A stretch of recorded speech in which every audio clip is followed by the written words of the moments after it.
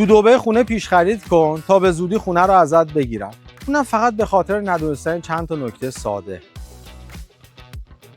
اول، اگر برنامه دقیقی برای پرداخت اقساطش نداری، چون کافیه چند ماه دیرکرد داشته باشی تا چند میلیارد جریمه بشی. دو، اگه سازنده معتبر نباشه ممکنه پروژه با تأخیر یا حتی نیمه کاره رها بشه. در این حالت بازگشت سرمایه سخته.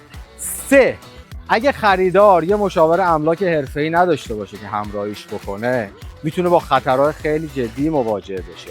در عوض اگه یه مشاور حرفه‌ای داشته باشه، میتونه حتی توی شرایط فورس ماژور بهش کمک بکنه تا حقشو اثبات بکنه. در نتیجه انتخاب یک مشاور املاک مناسب میتونه شما رو از خطرات احتمالی و حتی کلاهبرداری نجات بده. اگه حواست به این نکات نباشه و بقیه نکاتی که تو کپشن گذاشتم، دولت خونه رو ازت میگیره یا اصلا خونه‌ای به تحویل نمیده. برای اطلاعات بیشتر پیج من رو دنبال کن.